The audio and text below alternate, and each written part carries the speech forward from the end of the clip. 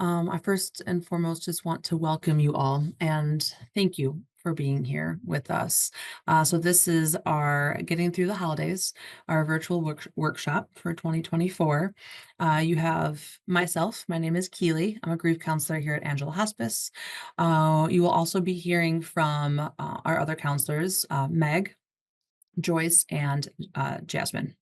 And each of us are going to be covering different aspects of the holidays, some different self-care tips, some different ideas and strategies for the holidays, and as well as some ideas for children and the holidays for those of us who have children in our lives. Throughout the presentation, if you have any questions, feel free to put them in the chat. We will have time at the end also to answer any questions, or if you have anything specific you'd like to ask any of our counselors, we'll absolutely make time at the end to do so. So on that note, I'm going to go ahead and get us started.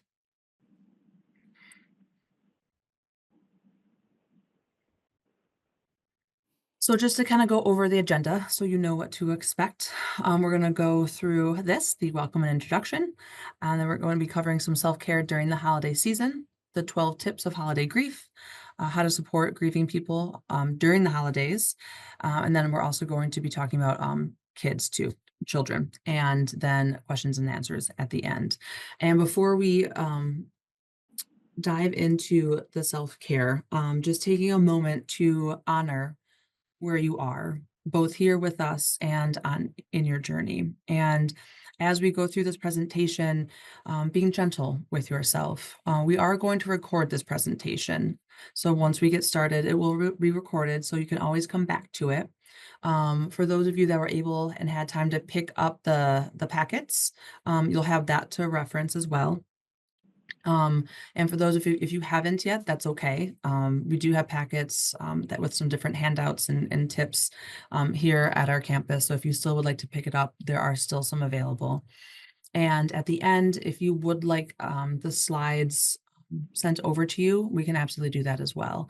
So I just want you to be able to focus on what is being said. You don't need to rush and try to take all the notes. Like I said, it will be recorded, and we can always send the PowerPoint presentations. And so again, being mindful, if you need to take a break, take a sip of water, stretch, stand, whatever it is, take gentle care of yourself through this. And, as we navigate the holidays, it is it's a time that holds multitudes, love, joy, pain, and sadness. And so as we navigate even through this presentation, just as we're going to navigate through the holidays, taking very gentle care of yourselves and know that, we are here for you. And so with that being said, we're going to get into our first topic, which is going to be self-care through the holiday season. Thank you, Keely. So as we kind of dive into the busy and often stressful holiday season, it's important to take a step back and prioritize, self-care. So we're going to be exploring four key domains of self-care.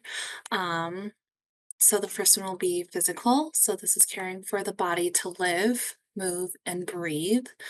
Emotional. So this is caring for the heart to love, care, and to be in a relationship with yourself and others. Psychological. So caring for the mind to think, learn, and grow. And then spiritual. And this is caring for the spirit to connect with the essence, purpose, and meaning. So for the first domain, thanks, Meg. So let's begin with the physical self care. And this looks like focusing on taking care of your body so it has energy to navigate through life. So, this might look like eating healthy, so trying to maintain a balanced diet to fuel your body and stay energized. Drinking lots of water, so hydration is key to kind of the physical and mental clarity. And exercising regularly, even if it's just a short walk or light stretching, can make a huge difference in your mood and energy. Decluttering your space, so having a clean and organized environment can reduce stress and improve focus. And then finding moments to rest and replenish yourself. So, taking time to relax and sleep well. Our bodies need rest to function. So, just incorporating these practices, you'll kind of feel more energized and better equipped to handle kind of demands of the holiday season.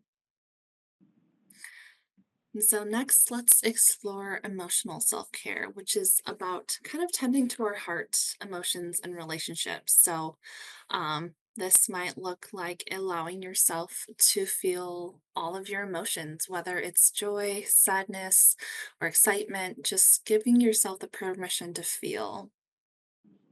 Setting boundaries on your time and energy. So, this holidays can be so overwhelming. So, learning to say no when you need to, engaging emotional boundaries in relationships. So, like surrounding yourself with positive and supportive people who uplift you, and then addressing issues before they build up. So, resolving any conflicts or concerns early to kind of avoid that emotional burnout you might feel. Give and receive love and kindness. So, making time for affection and expressing appreciation to others. And then spending quality time with loved ones. So, connecting with people who care about you nurtures your emotional health. So, now let's talk about kind of psychological self care. So, this focuses on nurturing our mind and intellect. Um, During the holidays, it's easy to feel distracted, but mental clarity is important for kind of navigating daily stressors. So, this might look like engaging in personal or professional development. So, taking time to learn something new or to pursue an interest. Um, Give attention to kind of to things that are within your control. So, letting go of things you can't control and focus your energy on where it might be more productive.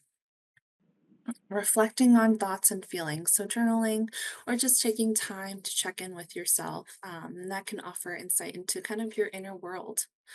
And then cultivating self awareness. So, like I said, journaling, meditation, or speaking with a counselor or coach to kind of gain clarity of your thoughts and feelings.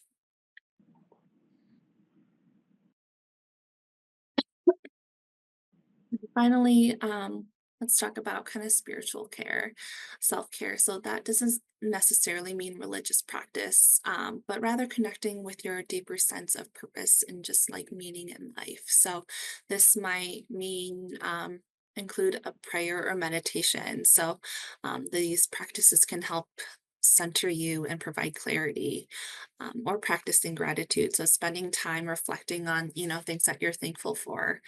Um, Spending time in nature too, so nature has a grounding effect and can bring you back to the present moment.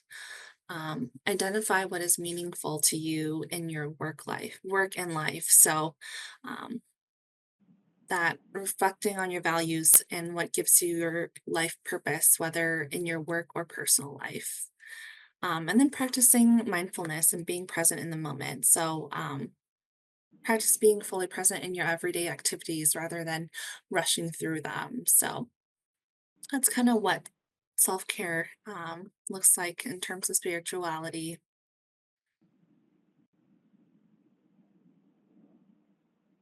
So, um, here are a couple journaling exercises that you can practice in if journaling is something you're into. So, the first one that is here, it says write down all the reasons why you are proud of yourself. What is your biggest source of stress and how can you manage it? What is your greatest source of joy and how can you cultivate more of it? Consider how your daily habits contribute to your overall sense of well-being. What is one habit or behavior that is no longer serving your spiritual, emotional, mental, or physical needs and how can you let go of it? And lastly, how do you feel when you are honoring your self-care needs? And conversely, how do you recognize when you are neglecting your self care? So the next thing we wanted to cover was the 12 tips of holiday grief and what that looks like, what that can do to help make this journey a little easier. So the first tip is recognizing that everyone grieves in their own unique way. There's no right or wrong way for us to be doing this. Your way is the right way, unless you feel that it's not serving your needs as a grieving person. Our second tip is that holidays can be complicated, even when you're not grieving, right? Holidays involve, family, events, traditions. All of these can be very difficult for us to contend with, even on our best days. Knowing ahead of time that the holiday season may be tough in new ways and trying to find ways to allow and embrace your grief within that process rather than avoiding it can be essential at this time.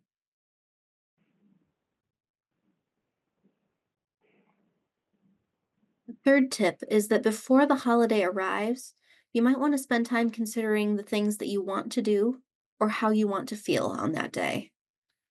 This includes examining some of our traditions, our holiday practices, and deciding whether we want to keep these things, whether they add value, are, fulfilling to us emotionally, spiritually, all of those things that Joyce talked about, physical, mental, emotional, spiritual well being. Are these traditions and activities supporting that? Or do we want to make some changes? Are there things that are no longer serving our needs or new traditions that we want to add? And that can include tip number 4 is finding a way to honor or include your loved one throughout the holiday season. That can be something like lighting a candle in their memory, displaying a special ornament that reminds you of them, setting a place for them at your table, making their favorite meal, making a donation in their honor, or looking at old photos or videos. So, one of the articles in our packet provides a really great example of this. Um, for those of you who haven't had the chance to read it yet, um, the author talks about her loved one who had passed who loved trucker hats. And so had a collection of some, like, I think she said 200 hats. And they picked out 30 of them and put one at each place at the table. And in order to commemorate and honor her loved one, everybody wore the hats and reminisced.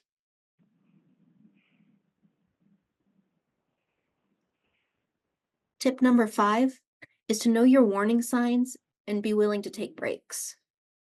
Consider yourself a mindful observer of your thoughts and emotions throughout the season, and be on the lookout for signs that you may need to tend to your emotions or take a break. So think about things like your breathing changes, muscles tightening, you're clenching your jaw a lot, or just feeling unsettled or on edge. These warning signs can help show you when you need to take a break or when you need to turn to a trusted loved one for some support. And number 6, it's important to set realistic expectations for yourself. Don't force yourself to participate in activities or to continue old traditions for the sake of appearances.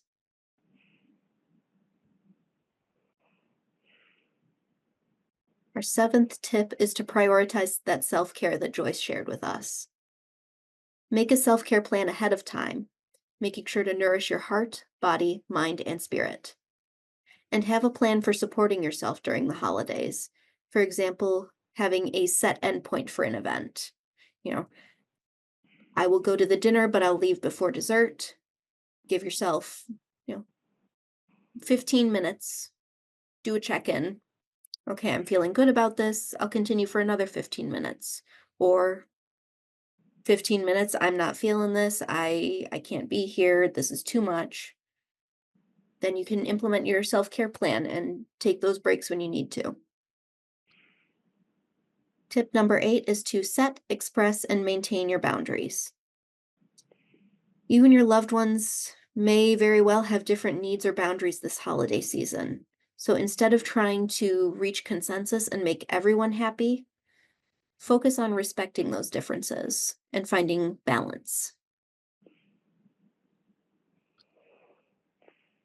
Tip number 9, surround yourself with the people who support you.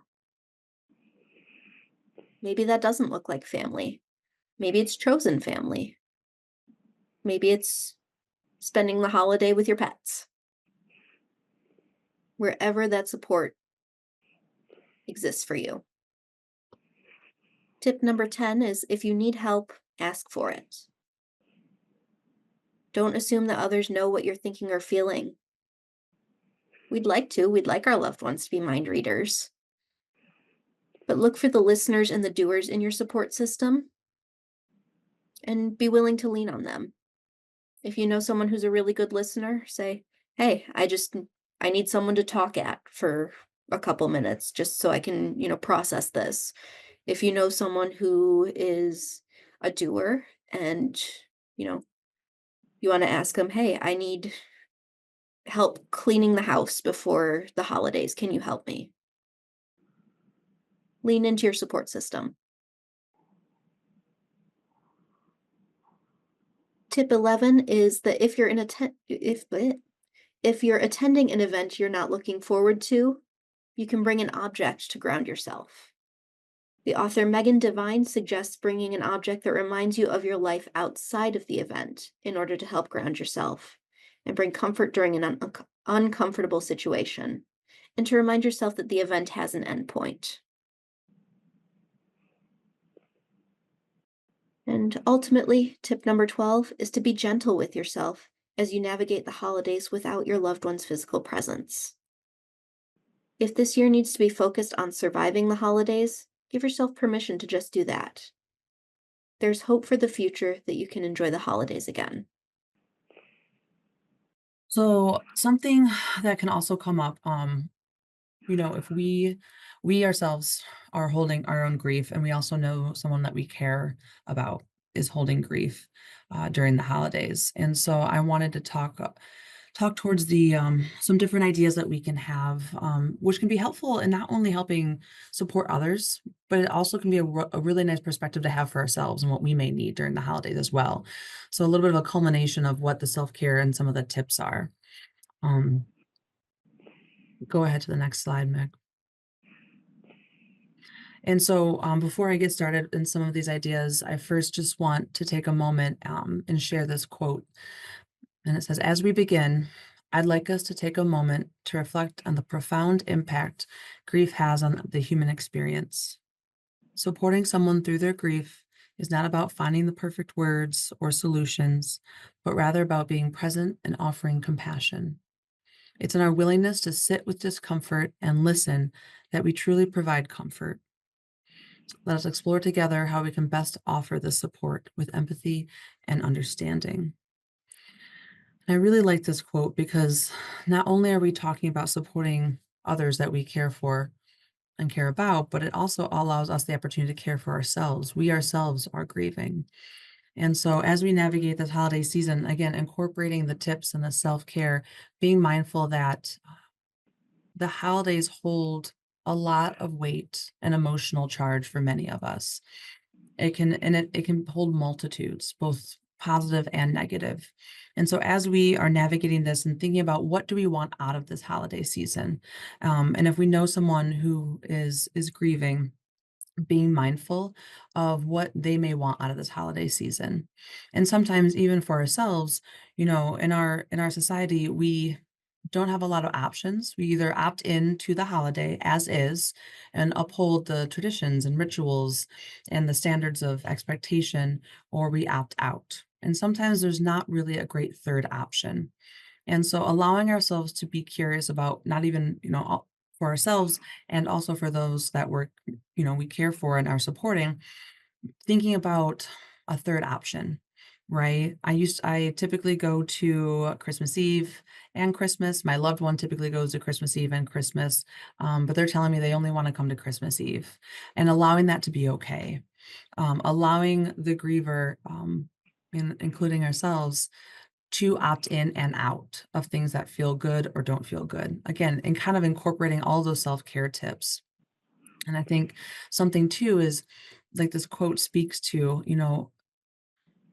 we care, right? We care for others, we care for ourselves, and we don't always know what to say. And sometimes there's nothing to say. And so knowing that just by being present with someone, being present with ourselves, and not necessarily having the right thing to say, there is no right thing. So just by being with someone, acknowledging their loved one, that is doing something. That's doing a lot. Um, we want to be careful. We don't wanna make someone sad, we don't always want to we're afraid of if we mention their loved one, it may upset them. They are thinking of their loved one, right? We are thinking of our loved one. We think about them every day, and so saying their name and say, "I just want you to know that I'm thinking of so and so, and I'm thinking of you." And allowing the griever to to continue that conversation if they'd like, or they can simply say, "Thank you," right? Again, allowing them to kind of decide um, how they want that conversation to go. So a big one on the holidays is sometimes there's a lot of pressure, right? There's a lot of pressure because there are a lot of traditions and expectations. And so sometimes we may feel and grievers may feel like they have to show up a certain way, right? I don't want to go to the celebration because I'm not feeling 100% and I don't want to I don't want to bring the energy down. And so they may opt out altogether. And so again, naming that and saying, "Hey, I know we do this big dinner every Thanksgiving, and I was thinking about you, and I was wondering if maybe you wanted to come for dessert, right? If you weren't feeling up for the whole thing, right? Offering options that are very discreet, saying, "Hey, I know in the past you and your loved one wrapped gifts on Christmas Eve. Would it be okay if I came over and wrapped gifts with you?" Right? Allowing these very pointed, discreet options can be really helpful because sometimes when we go up to someone and say, "How are you?" As we all know, that's a huge question. Or what do you need? So very often we don't even know what we need. And so being specific, right? Especially again around the holidays, like, how are you this morning? How was breakfast? How was your Thanksgiving morning? What would you like your Thanksgiving evening to be like? Offering very discrete time frames can be very, very helpful because it allows the griever to just think about that specific time frame. And so I like to bring up the supporting the griever because in a lot of ways too, if we think about how we would support someone we care for deeply, it allows us to also think about how we would like to receive support, right? And that mutual aid, that mutual support. If we see someone who is looking particularly sad, right, or down, and remembering that time that someone sat with us and maybe didn't say much or anything, but sat with us and noticed, right, and brought awareness and didn't try to fix us, did not try to talk us out of our sadness or our grief, but just said, "Hey, I'm here. I see you. You're not alone." And so, those are just a few tips and ideas for how we can support a griever. And again, it can be a really wonderful framework for how we also want to receive support from those that we love. I'm going to go ahead and step in here and discuss how children and grief kind of come together during the holidays and provide some tips if you do have little ones in your lives that will be celebrating this year and just helping to find some ways to support them as well. So, um, pretty much as everything else, remind yourself that you have the control to have the holidays look any way you like. Give yourself and your family that permission to celebrate or even not celebrate. Children are typically excited for holidays, but even with grief, that can change. And so, recognizing that you can pivot in any different direction that you need to keep you all safe and happy and healthy is completely fine. It is okay if the holidays looks a little different, even from the little ones. They can express a myriad of emotions, obviously sadness, frustration, anger, and many others, sometimes withdrawal and just completely being numb. All of these are natural. There are no right or wrong feelings or emotions, especially as it relates to grief. And that also can be said for children. Um, Being sure to include some memories of your loved one is pretty beneficial, especially for little ones. Giving them some tasks and things to do um, can be very helpful in helping them navigate what the holidays look like now, especially if the person that they have also lost was a huge figure in their life or a caregiver, somebody that was very important and detrimental to their well being.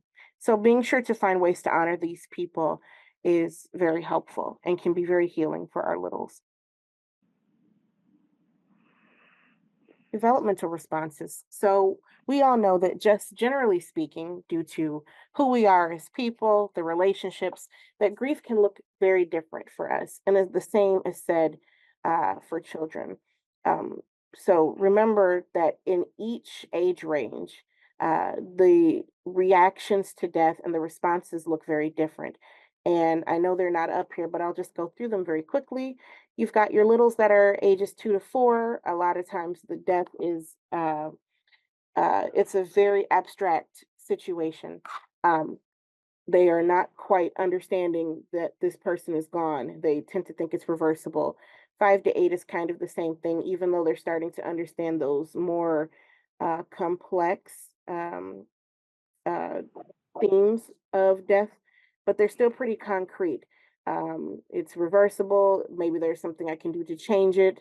Um, 9 to 12, kind of the same thing, but you're starting to see more of that developmental um, increase in terms of learning that there are those complexities and this person is not coming back. But then there's the who is next.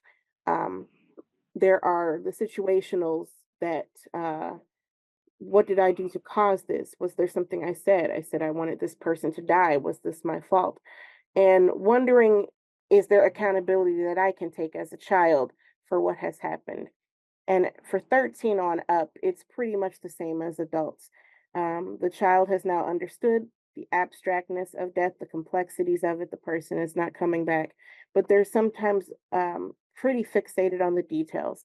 So just taking time to realize and recognize where your child is, even despite where they are developmentally, and just making conscious decisions to discuss the death with them. Age appropriate language is always best, and honesty, avoiding euphemisms, things like that. Just recognize where they are and meet them there. Find out what it is that they need and just go forward from there. There's really no right or wrong answers when it comes to trying to help support your littles. You might not can take the loss from them and you certainly can't remove the pain, but you can support them through it. And that's what's going to matter in the long run. Here are a few tips for helping children with dealing with grief during the holidays. Definitely making room and space for conversing, answering questions honestly, as I said before, speaking about their loved one. They more than often will enjoy speaking about their person and talking about them, thinking of memories and traditions that they shared and possibly wanting to relive those again. So do give space for having those conversations and being open. Just make sure you're using age appropriate language and you should be okay. Um, Definitely engaging in play. Kids grieve in bursts, and it almost seems like the way that they grieve would be beneficial for us as well. They can be playing 1 minute, something might activate or trigger them. They will have a grief moment. They'll stay there for 15, 20 minutes, and then they'll be back to doing what they were doing prior to. It's almost as if they're giving themselves that permission to just go with the flow. So make time for play. That can be so beneficial and helpful for them, and they enjoy it. It is their ways sometimes of expressing how they're feeling. They will express what they feel through play and through movement and through art. Um, which brings me to my next point, creating. Art and music can help kids process their feelings.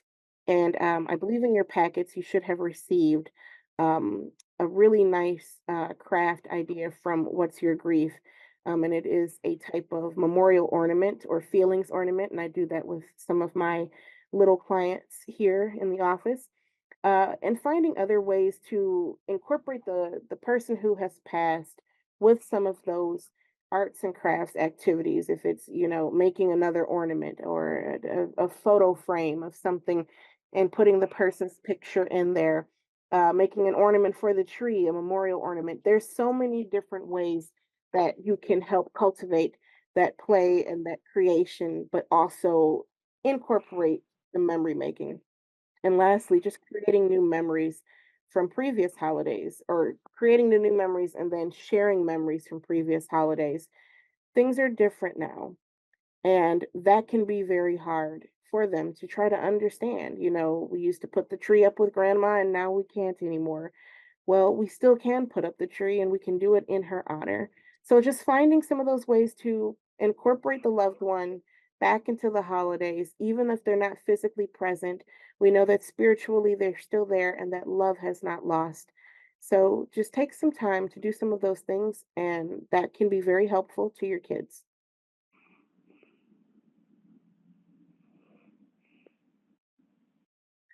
So, once again, here's some more tangible plans. And these are also helpful for you as well. Some of them might be some repeats. So, plan. Always making sure to have some sort of a plan. And as we said earlier, um, that can kind of bring some control back into the situation.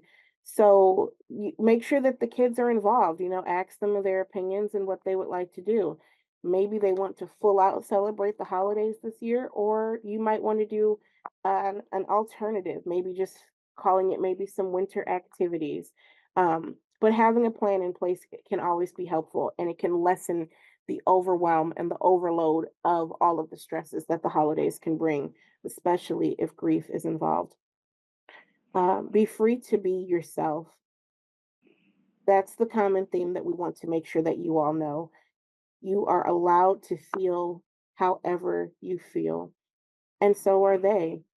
You don't have to try to keep up with the quote unquote status quo if you don't want to this year. You can absolutely follow yourself and follow their lead.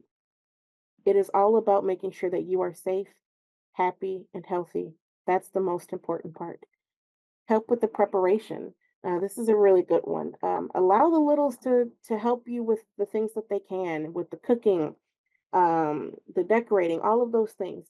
Those are memory building activities, whether you see it as that or not. It's in the moment, it might not feel that way, but they're going to look back at those things and in those moments and times that they have spent with you. So definitely include them in that preparation.